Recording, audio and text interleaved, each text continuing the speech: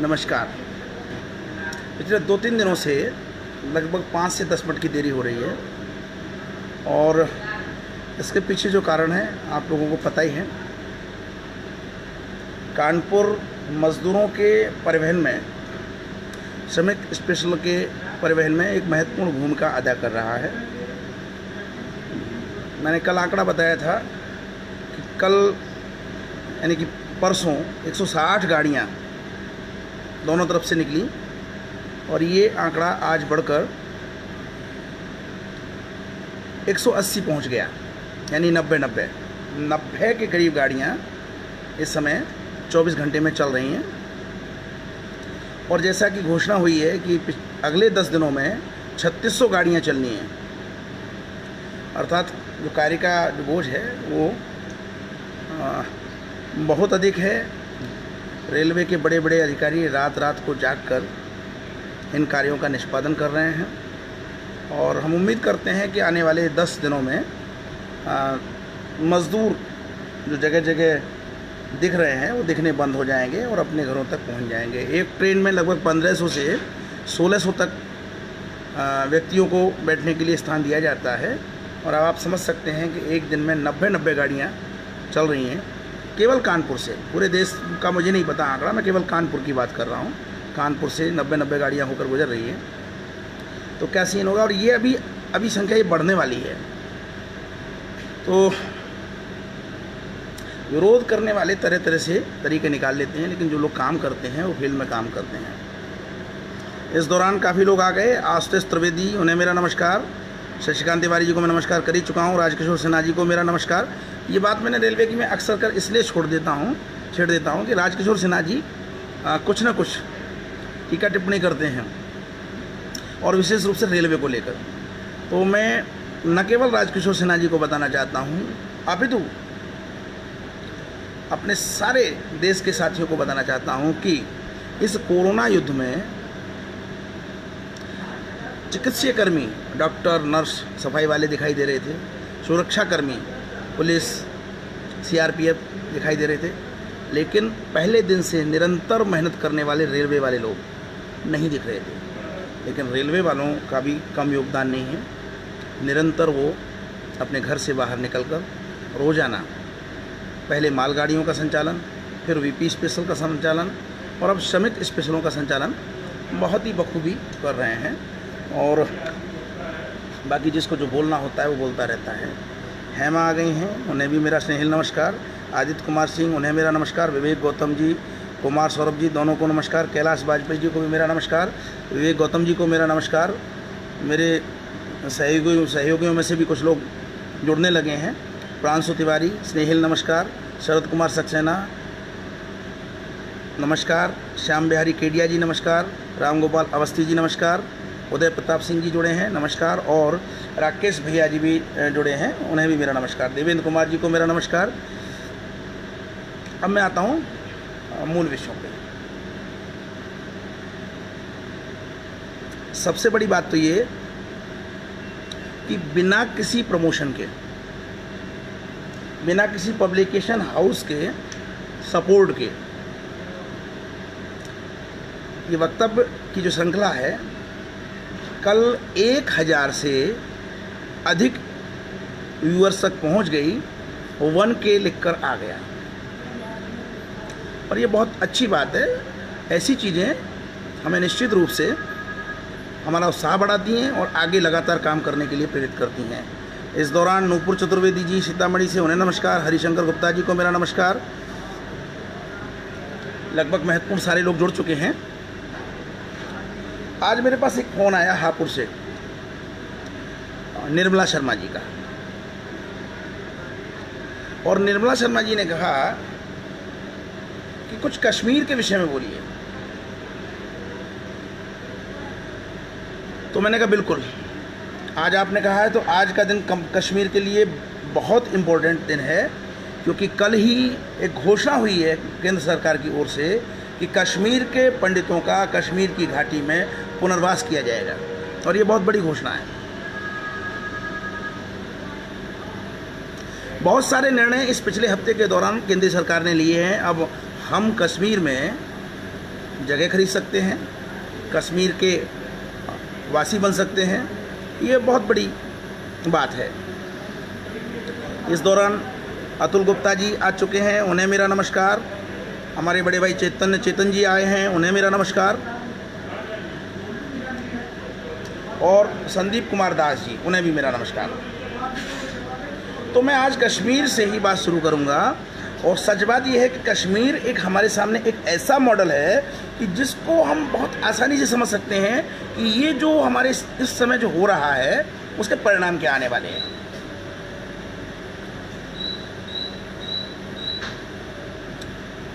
कश्मीर से संबंधित एक पुस्तक साहित्य में और इतिहास में सर्वाधिक प्रसिद्ध है और लगभग जितने भी बुद्धिजीवी लोग हैं उस पुस्तक का नाम जानते हैं। वो है कल्लण की राजतरंगिणी।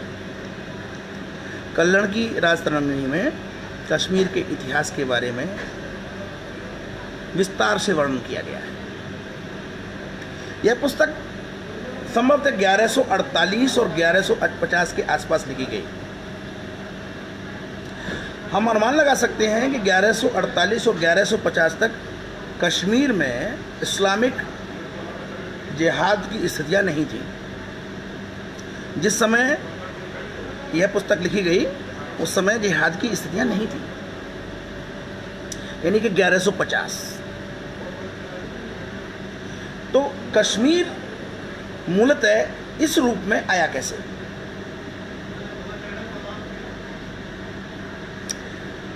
मैंने जो वर्णन और विवरण पढ़े हैं, कश्मीर में मुझे विशेष रुचि है। मेरी पुत्रवधू जम्मू से है और सबसे सौभाग्य की बात है कि हमारे इस राष्ट्रवादी लेखक संघ में लद्दाख के बौद्ध विद्या संस्थान यानी कि डीम्ड यूनिवर्सिटी के सबसे महत्वपूर्ण व्यक्ति डॉक्टर प्रदीप कुमार दास जी हमारे साथ हैं, हमारे सहयोगी हैं। आज एक महत्वपूर्ण बात और हुई कि उसी बौद्ध विद्या संस्थान के एक और महत्वपूर्ण प्रोफेसर डॉक्टर राहुल मिश्र जी ने भी सहमति प्रदान की है कि इस अभियान में हम साथ रहेंगे।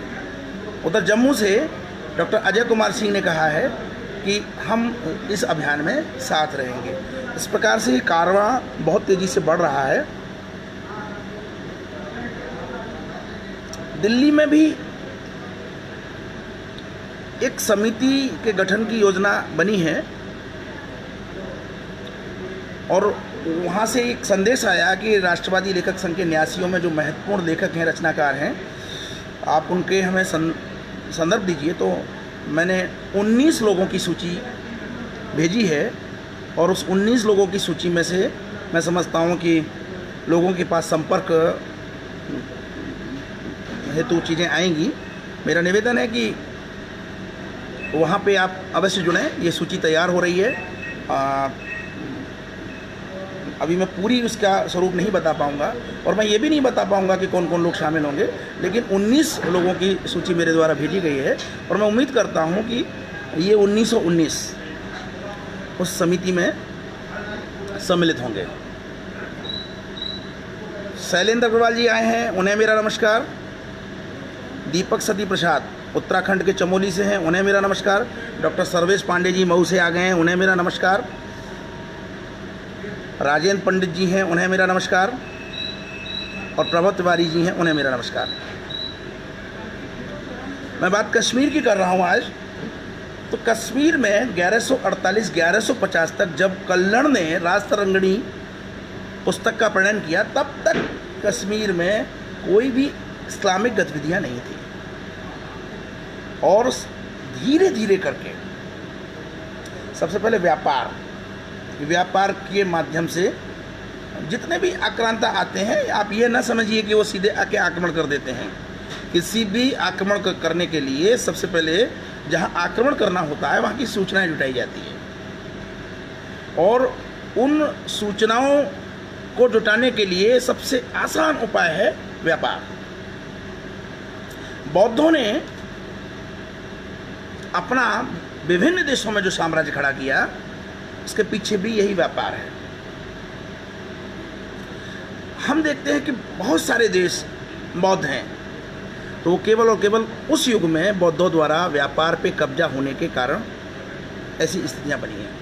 और मैंने पिछले वक्तव्य में बताया था कि यह व्यापार, बौद्धों का यह व्यापार अरब तक पहुँचा।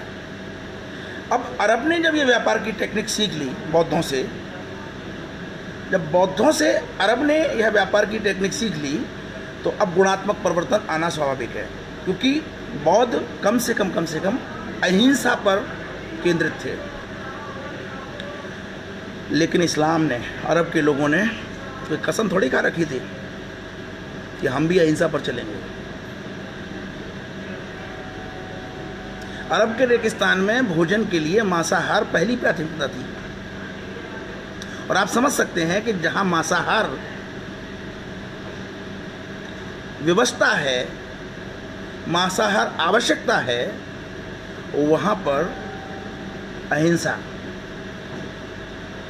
दूर दूर तक नजर नहीं आएगी। लेकिन जैसे ही अरब के लोगों को पता चला कि भारत के विकास में भारत का जो इतना बड़ा स्वरूप है, उसके पीछे कहीं ना कहीं ये व्यापार है जो बुद्ध परस्तों के, यानी कि बुद्ध परस्तों के कब्जे में है, तो बस इस्लाम के नाम पर अपना दिमाग लगाना शुरू कर दिया। मैंने अपने पिछले वक्तव्य में कहा था कि 712 में मोहम्मद बिन कासिम का जो पहला आक्रमण सिंध पर हुआ, वह सिंध तक सीमित रह गया। उसके बाद सन 1003 तक, लगभग 300 वर्ष तक कोई आक्रमण नहीं हुआ, क्योंकि अरब की जनसंख्या बहुत ही सीमित थी, लिमिटेड थी, उनका काम उतने से चल रहा था। सिंध पर लगभग उनका प्रभाव पड़ चुका था और उनका काम उतने से चल रहा था। और उन्होंने क्रम से बारी बारी से ईरान के पारसियों को इस्लाम में सम्मिलित किया। इसके बाद अफ़गानिस्तान के बौद्धों को इस्लाम में सम्मिलित किया। मिस्र के लोगों को, मिस्र बहुत बड़ी सभ्यता मिस्र की थी, उनको इस्लाम में सम्मिलित किया। लेकिन उन्होंने सिंध के रास्ते भारत की तरफ आने की कोशिश नहीं की। और उसके पीछे बहुत छोटा सा कारण है। तत्कालीन परिस्थितियों को देखते हुए हम इस बात को बहुत अच्छी तरह से समझ सकते हैं कि उनके लिए जो उनके पड़ोसी क्षेत्र हैं, ईरान, अफ़गानिस्तान, सिंध और मिस्र, इतना पर्याप्त था। तो फिर ये इस्लामिक जिहाद, इस्लामिक विस्तार शुरू कब हुआ? यह इस्लामिक विस्तार तब शुरू हुआ जब अफ़गानिस्तान के बौद्ध, जो उस समय भारत के द्वारा होने वाले अंतर्राष्ट्रीय व्यापार को कब्जे में किए हुए थे, इस्लामिक आस्थाओं को स्वीकार कर लिए और बौद्ध धर्म की अहिंसा को उन्होंने त्याग दिया। मैंने रूपक के माध्यम से बताया था कि व्यापार पे कब्जा करने के लिए प्रारंभ में उन्हें किसी आक्रमण की आवश्यकता नहीं थी।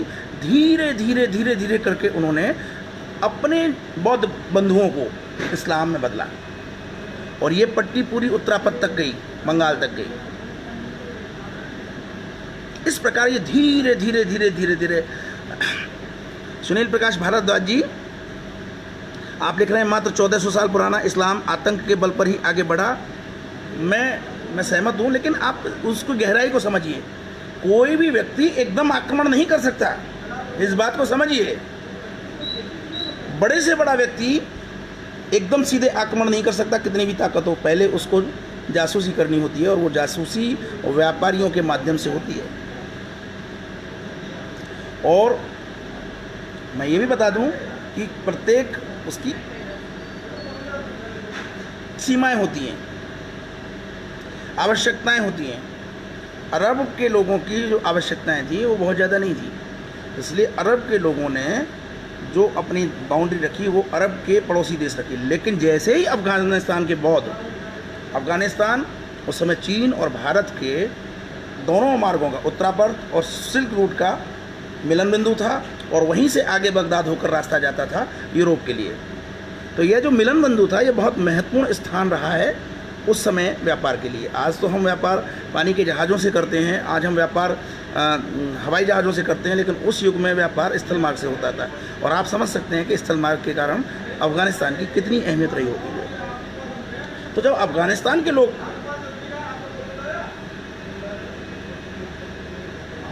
इस्लामिक हुए, अब उनके मन में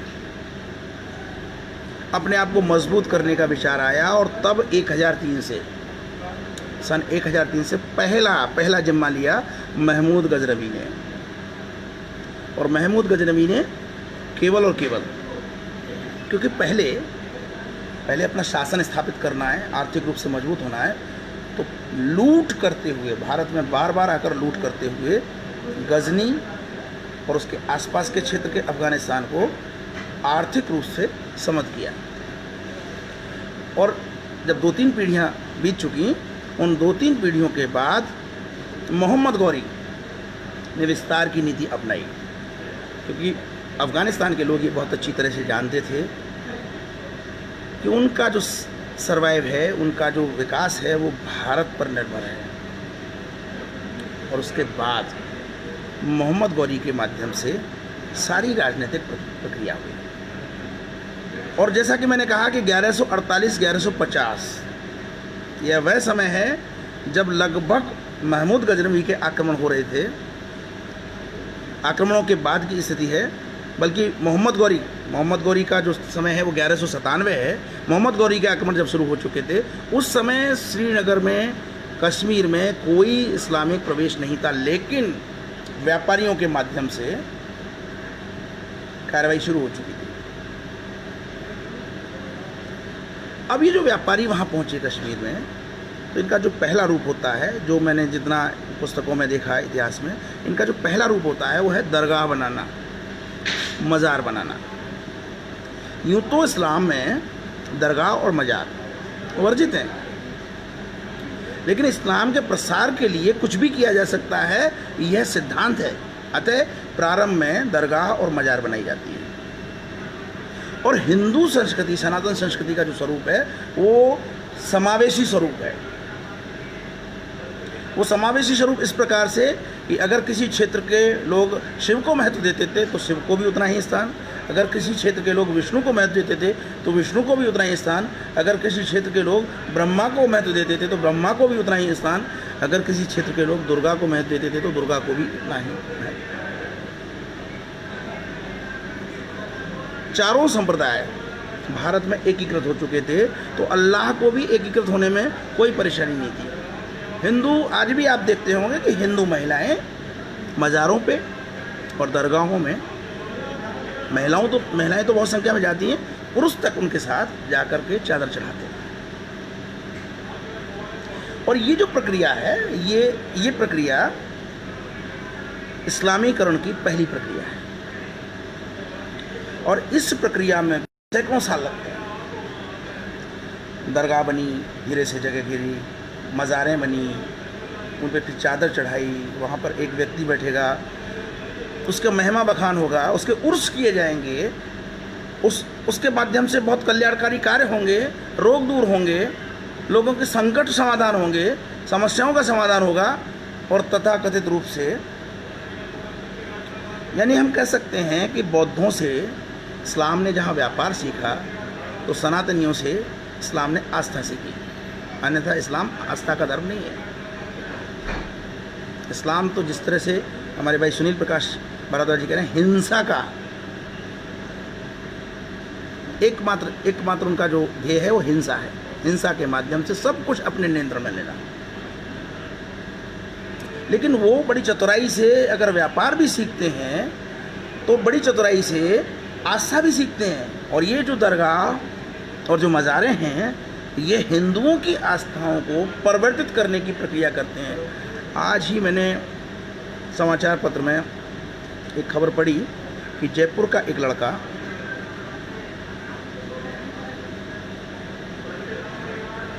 निजामुद्दीन के जमाती क्षेत्र में पाया गया, हिंदू लड़का, वैश्य समुदाय का लड़का।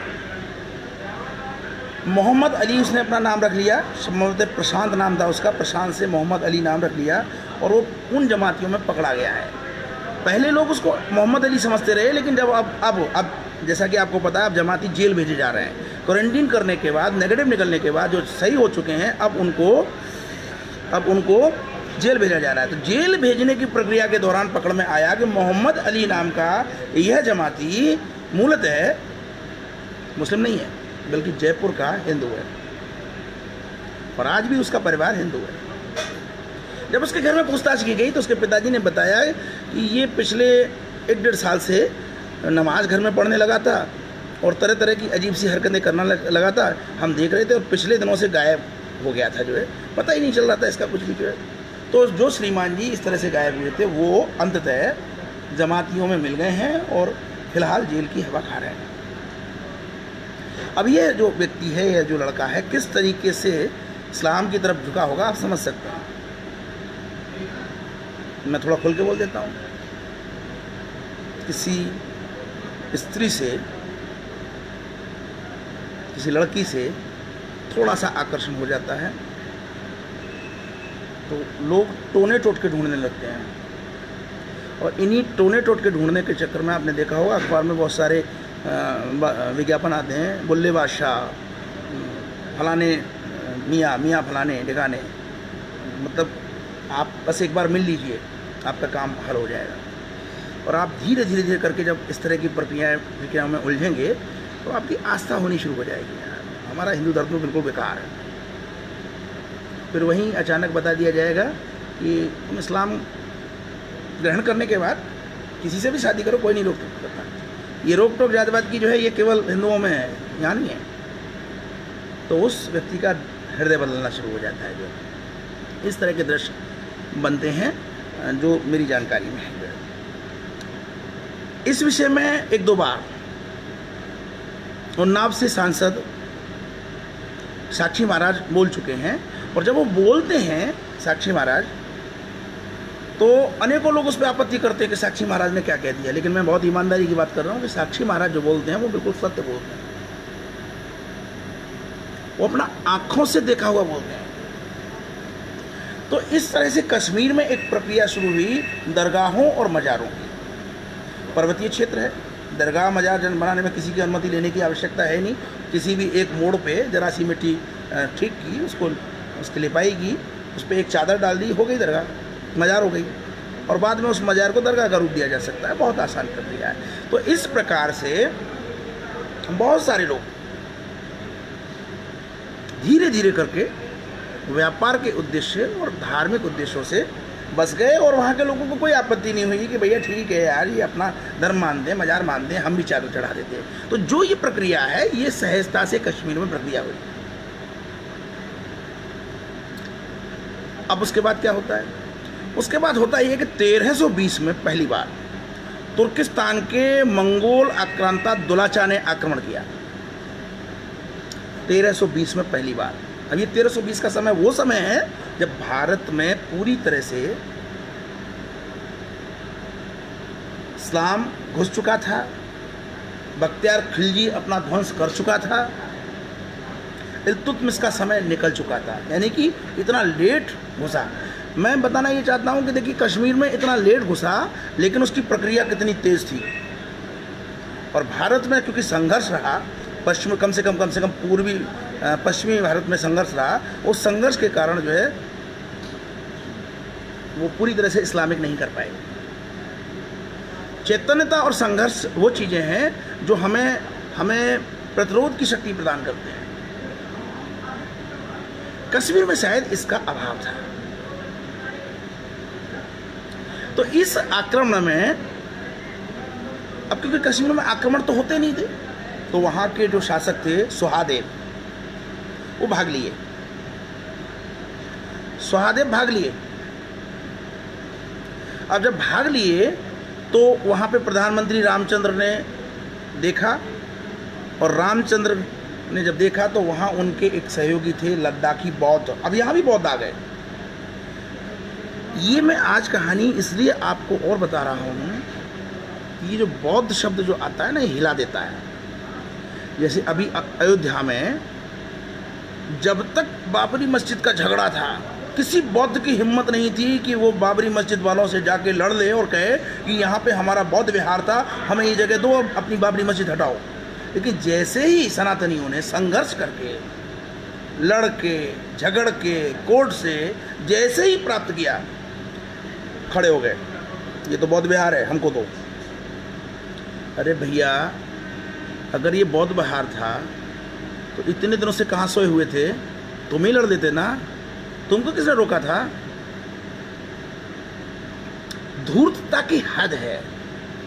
वैज्ञानिकता के नाम पे कि साहब हम बुद्धिजीवी हैं, बौद्ध जो बुद्धिजीवी होते हैं, वैज्ञानिक होते हैं, लेकिन करते धूर्तता है।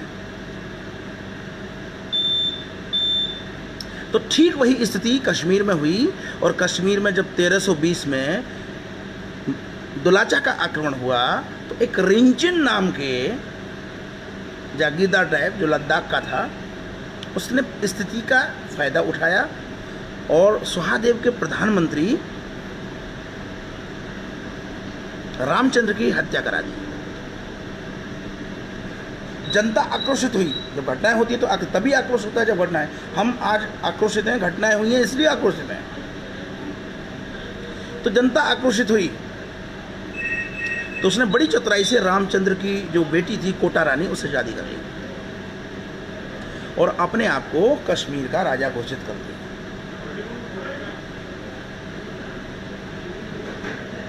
लेकिन होता क्या है कि कुछ दुर्भाग्य कहें या कुछ भी कहें, केवल 3 वर्ष के अंदर इस रिंचिन नाम के बौद्ध की अकाल मृत्यु हो गई, आकस्मिक मृत्यु हो गई। और जब ये आकस्मिक मृत्यु हो गई तो अब नई चीज उत्पन्न हुई, और अंततः जनता ने क्या किया कि जो राजा सुहादेव जो पलायित हो गए थे, जिनका पता नहीं चल रहा था कहाँ चले गए, हो सकता है क्योंकि ऐसे मामलों में जब जो इस्लामिक आतंकी जो हमले करते हैं तो प्राय व्यक्ति की हत्या करके उसकी कितनी दुर्दशा करते हैं। अभी आपने अंकित शर्मा वाले मामले में दिल्ली में देखा होगा। तो सुहादेव के लिए पता ही नहीं चला, तो सुहादेव के छोटे भाई को, रिंचिन की मृत्यु होने के बाद सुहादेव के छोटे भाई उदयन देव को राजा बनाया गया।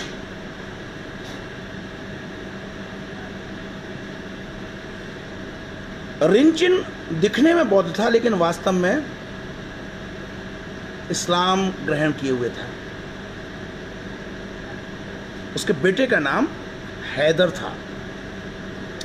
हैदर उम्र में बहुत छोटा था, इसलिए अगर हैदर बड़ा होता तो उसी समय इस्लामिक शासन स्थापित हो जाता। लेकिन अभी एक दौर और चलना था, और हम लोगों की सबसे बड़ी समस्या ये है कि दौर पे दौर चलते हैं और हम चीज़ों को समझ नहीं पाते। तो रिंचिन की मृत्यु के बाद जब उदयन देव को राजा घोषित किया गया तो अब जो सुहादेव के प्रधानमंत्री रामचंद्र की पुत्री कोटा रानी जो रिंचिन की पत्नी थी, 3 वर्ष से विवाहित थी, वो विधवा हो गई। तो इस विधवा कोटा रानी का विवाह उदयन देव के साथ हो गया। अब ये जो कोटा रानी एक तो पिता प्रधानमंत्री फिर रिंचिन के साथ रही, तो यह प्रशासन में बहुत कुशल थी। उदयन देव तो नकारा किस्म का लड़का था। सारा कामकाज वो कोटा रानी के हाथ में था।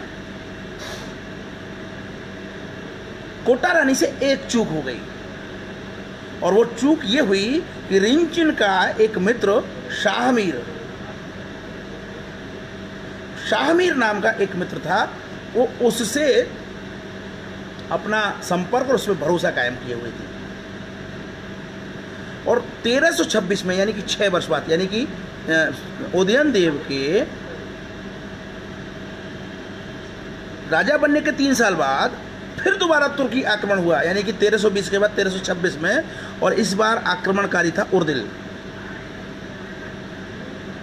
जब इस उर्दिल ने आक्रमण किया तो कोटा रानी के नेतृत्व में शाहमीर की मदद से इस उर्दिल को भगा दिया गया। अब यहाँ शाहमीर, ध्यान दीजिएगा, शाहमीर ने कोटा रानी का साथ दिया और लगभग 12 वर्ष तक शांति रही। 1338 तक शासन प्रणाली ठीक चलती रही। अब आप समझिए, क्योंकि जनता में आक्रोश था, एक के बाद एक घटनाएं हुई, एक के बाद एक सुहादेव का पलायन हुआ, उसके बाद जो है रिंचिन शासक बना, रिंचिन के बाद उदयनदेव शासक बना, तो जनता बहुत आक्रोशित थी और जनता का जो जोश होता है वो बहुत बड़ा जोश होता है।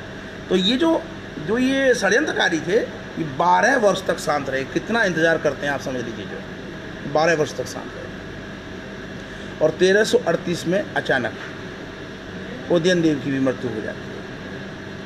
और 1338 में जैसे ही उदयनदेव की मृत्यु होती है, शाहमीर जो कोटा रानी रिंचिन का जो मित्र था और जो कोटा रानी के माध्यम से संपर्क में था, सारी की सारी सत्ता अपने हाथ में ले लेता है। कोटा रानी के सामने प्रस्ताव रखता है कि अब तुम मुझसे विवाह कर लो, यानी कि कोटा रानी का तीसरा विवाह। पहला विवाह रिंचिन से, दूसरा विवाह उदयनदेव से, तीसरा विवाह। लेकिन यहाँ पे कोटा रानी को ये मन में क्षोभ उत्पन्न होता है और कोटा रानी उससे विवाह नहीं करती। शाहमीर निर्दयता पूर्वक हत्याएं करते हुए कश्मीर का एक छत्र शासक बन जाता है। और इस प्रकार 1339 के बाद से लेकर अंग्रेजों के आगमन तक कश्मीर पूरी तरह से इस्लामिक शासन के अंतर्गत है। एक जो खास बात थी वो कृषि कार्य, कृषि उपज। तो इस्लामिक शासन होने के बावजूद भी कश्मीर के पंडितों को बहुत ज़्यादा नहीं छेड़ा गया, उनको अपना काम करते रहने दिया गया। और भौगोलिक परिस्थितियां भी ऐसी थी कि बहुत ज़्यादा वहाँ पर कुछ करने की आवश्यकता नहीं थी, किसी भी तरह से अपना वक्त काट लिया। तो ये वक्त चल रहा था। गड़बड़ कहाँ से हुई? गड़बड़ ही हुई कि जब अंग्रेज़ों ने यह शासन अपने हाथ में ले लिया और रजवाड़े में डोगरा शासकों के अधीन ये आ गया कश्मीर। जब डोगरा शासकों के अधीन ये आया, जिसमें जोरावर सिंह का बहुत बड़ा योगदान है, मैं संक्षेप करना चाहूँगा क्योंकि बहुत लंबा हो जाएगा। बस मैं इतना बताना चाहूँगा कि जैसे ही 1919 में खिलाफत आंदोलन प्रारंभ हुआ, कश्मीर सुलगने लगी।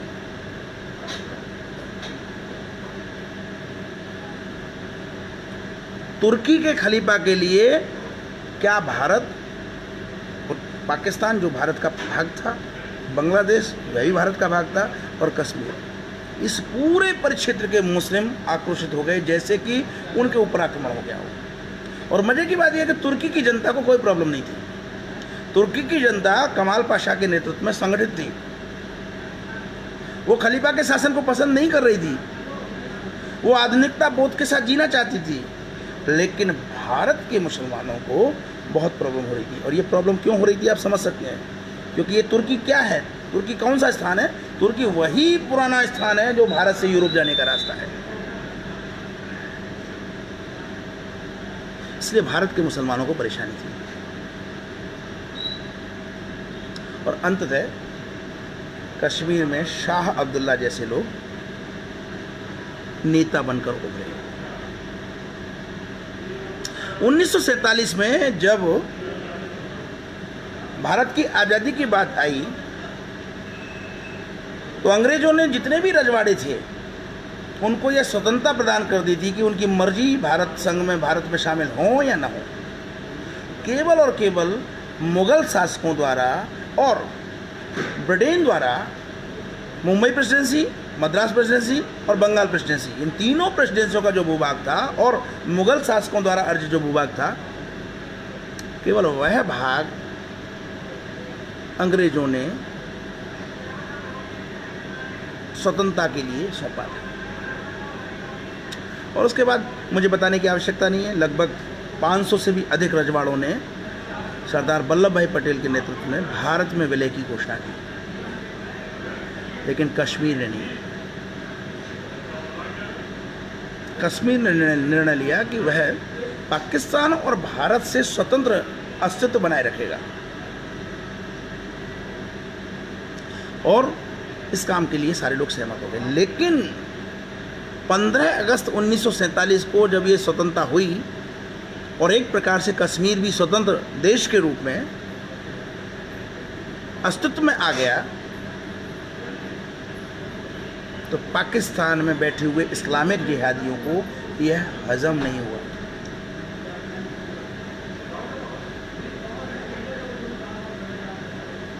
और अंततः 26 अक्टूबर 1947 को पाकिस्तानी आक्रमण कश्मीर पर हो गया। कश्मीर पर पाकिस्तानी आक्रमण होते ही वहां के राजा हरि सिंह घोर संकट में आ गए और अंततः उन्होंने भारत से मदद मांगी।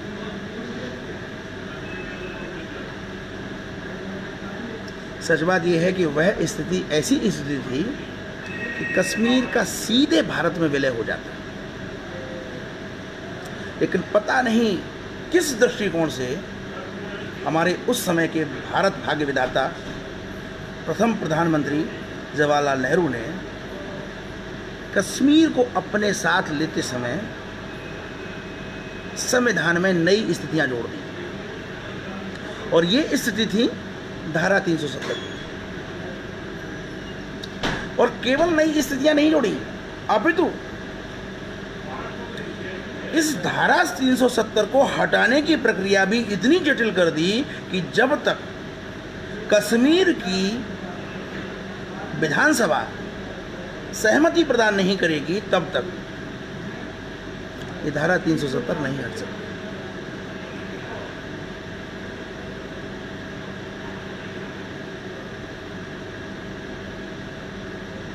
और यही कारण है कि 70 वर्ष तक धारा 370 का संघ परिवार विरोध करता रहा, लेकिन हटाने की स्थितियां नहीं बनी। इन 70 वर्षों के दौरान मेरे पुत्र का जन्म हुआ था 10 जनवरी 1990 को।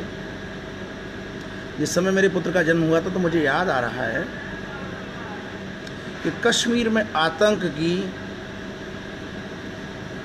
बहुत बड़ी समस्या उठ खड़ी हुई थी।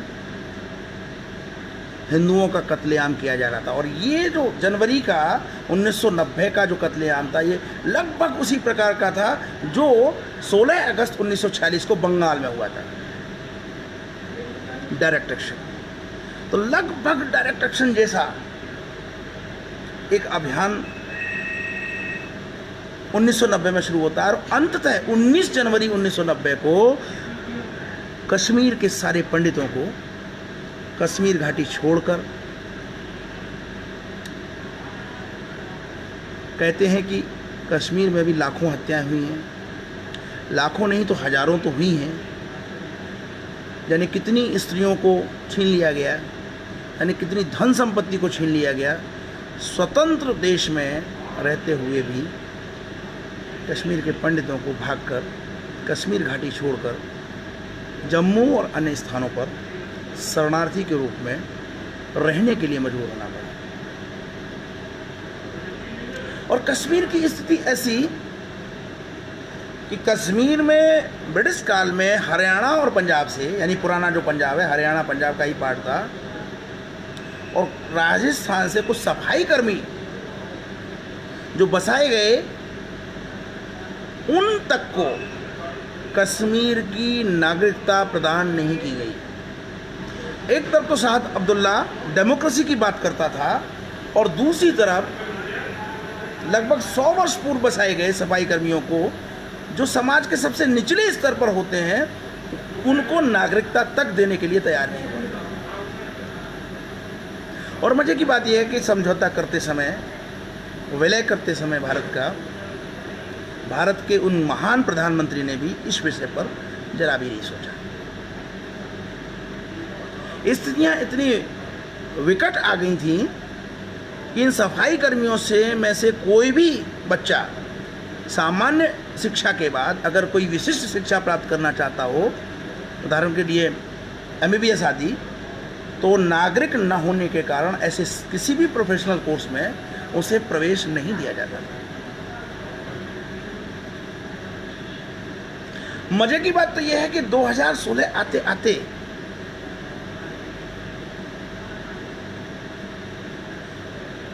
श्रीनगर की NIT में भारत और बांग्लादेश के भारत और वेस्ट इंडीज के बीच में मैच हो रहा है और भारत हार जाता है।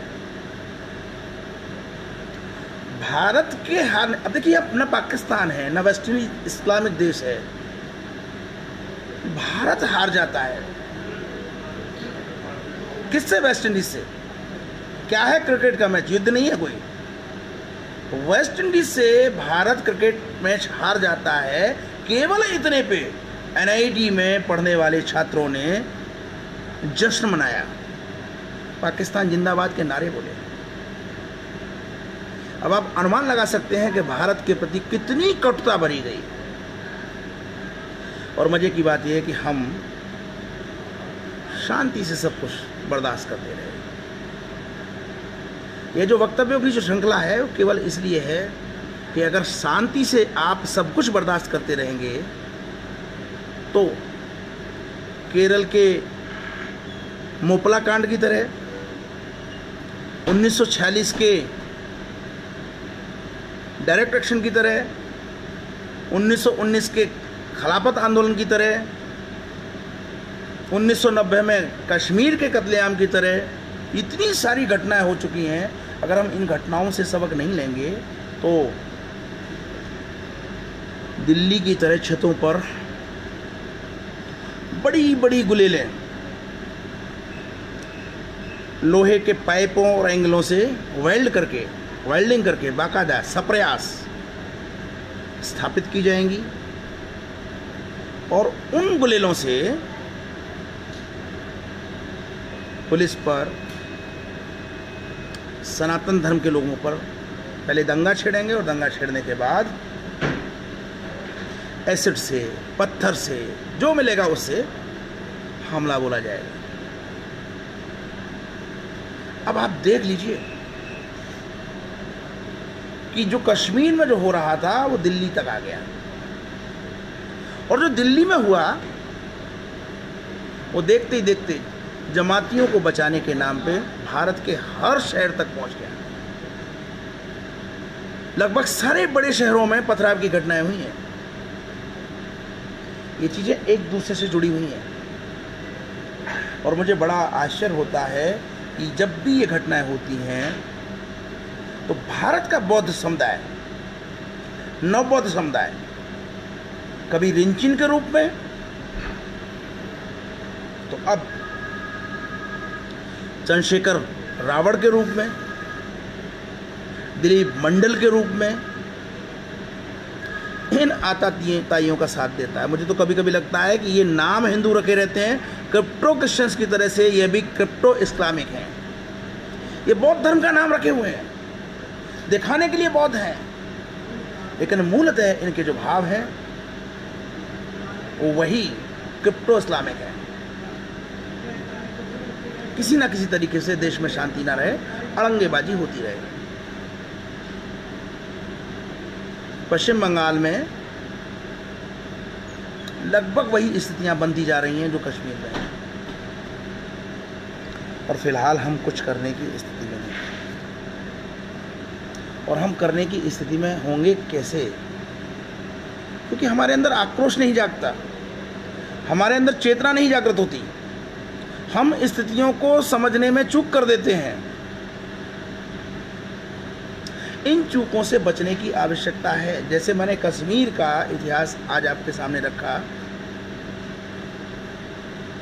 जब तक मुझे बोलने का अवसर मिलेगा, इतिहास में ऐसी जितनी भी घटनाएं हैं मैं आपके सामने रखने की कोशिश करूंगा। जो फोन आया था वो उनका ही निवेदन था कि बताएं कि कश्मीर में धारा 370 कैसे हटी।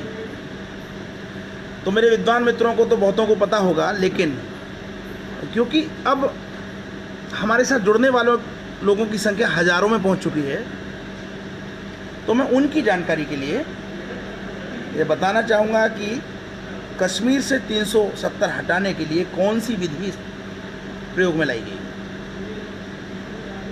अभी मैंने थोड़ी देर पहले कहा कि सफाई कर्मियों के बच्चों को मेधावी होने के बावजूद प्रोफेशनल कोर्सेज में कश्मीर में दाखिला नहीं मिलता था।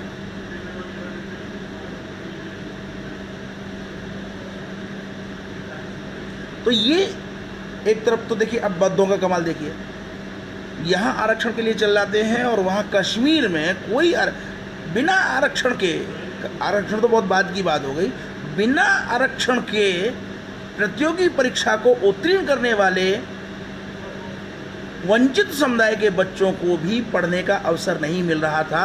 ये कितनी महत्वपूर्ण बात है। और उस पर कोई आवाज़ उठाने वाला दिलीप सिंह मंडल नहीं था, कोई आवाज़ उठाने वाला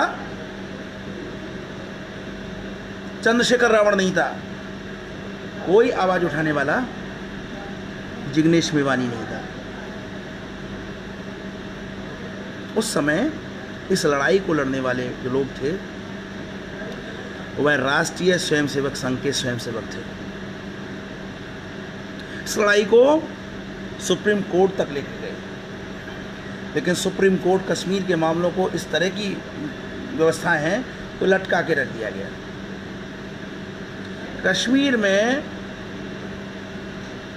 कश्मीर की हाई कोर्ट सुप्रीम कोर्ट से बड़ी थी। ऐसी स्थितियों में जब 2019 में पुनः सरकार चुनकर आई और पुनः बड़े बहुमत के साथ चुनकर आई, तब सहयोगियों के आधार पर संख्या का गणित देखा गया तो पाया गया कि राज्यसभा में अब पर्याप्त बहुमत हो चुका है। राज्यसभा का यह बहुमत अब काम का बहुमत है। अब धारा 370 के लिए इंतजार करने की आवश्यकता नहीं है। लेकिन एक बाधा आ रही थी और वो बाधा ये थी कि धारा 370 हटाने के लिए कश्मीर की विधानसभा की सहमति होना अनिवार्य है। और ऐसे समय पर बहुत चतुराई से एक प्रस्ताव रखा गया कि कश्मीर में रहने वाले जो अनुसूचित जाति और अनुसूचित जनजाति के जो लोग हैं उन्हें भी आरक्षण मिलना चाहिए। और इस प्रस्ताव पर सारे दलों से बातचीत की गई, जिसमें कांग्रेस और कम्युनिस्ट सारे लोग शामिल थे। अब आप समझ सकते हैं कि सारे लोग वोटों की खातिर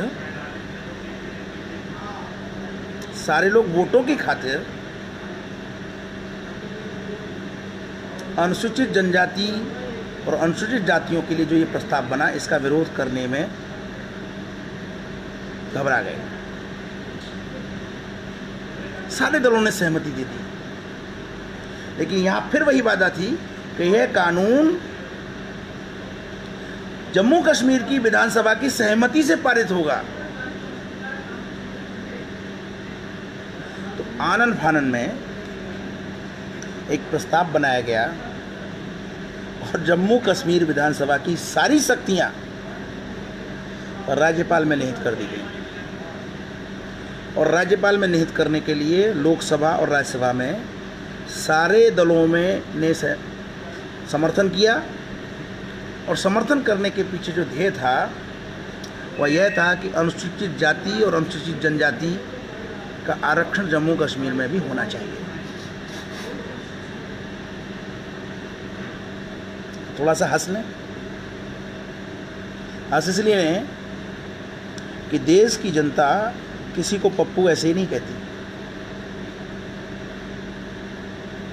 वोटों की खातिर अनुसूचित जाति और अनुसूचित जनजाति के आरक्षण, जम्मू कश्मीर में आरक्षण के लिए सबने एक झटके में सहमति दे दी और यह भी नहीं सोचा कि इसका दूरगामी परिणाम क्या होगा। संसद की इस स्वीकृति के साथ जम्मू कश्मीर की विधानसभा की सारी शक्तियां राज्यपाल, उस समय राज्यपाल सत्यपाल मलिक थे, उनके अंतर्गत आ गई। और ऐसे ठीक समय पर राज्यपाल ने धारा 370 हटाने के लिए सहमति प्रदान कर दी। राज्यपाल में विधानसभा की शक्तियां आ जाने के कारण यह मान लिया गया कि जम्मू कश्मीर की विधानसभा ने भी धारा 370 हटाने के लिए सहमति प्रदान कर दी है। और फिर अंततः 5 अगस्त 2019 को जो हुआ आप सभी को ज्ञात है। तो मैं जो बार बार कहता हूं कि जो ये युद्ध है ये क्षणिक आवेश के नहीं है, ये युद्ध आक्रोश के नहीं है, ये युद्ध भावावेश के नहीं है, ये युद्ध हमें लड़ने हैं चातुर्यता से, विवेक से और बुद्धिमत्ता से। और हम सक्षम हैं और निश्चित रूप से सक्षम हैं। कश्मीर में धारा 370 हटते ही सारा स्वरूप बदल गया।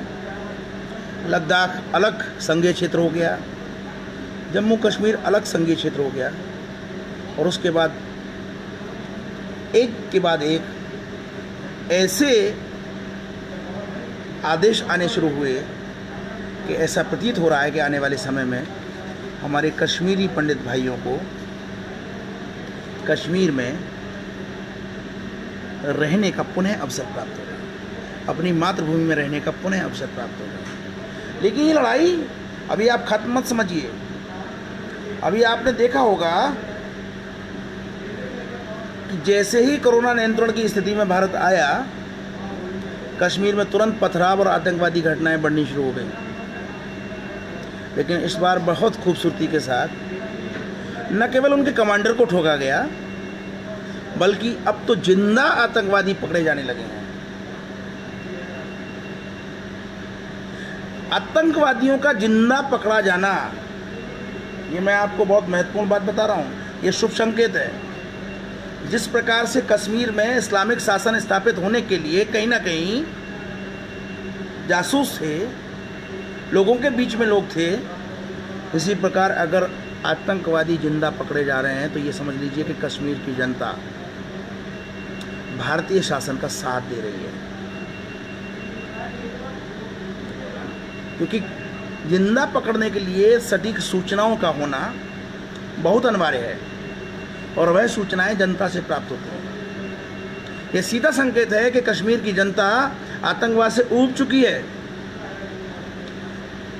और अब वो मुख्य धारा में आकर, क्योंकि उनको भी दिख रहा है पाकिस्तान में कोरोना काल में जो हाल हुआ है, कश्मीर के लोगों को भी दिख रहा है कि भारत के साथ रहने में जितना सुकून है वह स्वतंत्र रहने पर अथवा पाकिस्तान के साथ जाने पर संभव नहीं है।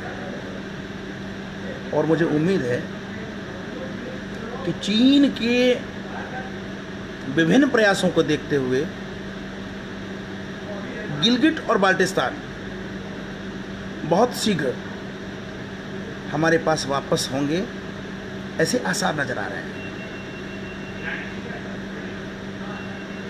और जब ऐसे समय पर एक राष्ट्रीय नेतृत्व महत्वपूर्ण कदम उठा रहा है, भारत के अंदर जो आंतरिक संघर्ष चल रहा है, वैचारिक द्वंद्व जो चल रहा है, इस वैचारिक द्वंद्व को राजनीति और प्रशासन समाप्त नहीं कर सकते।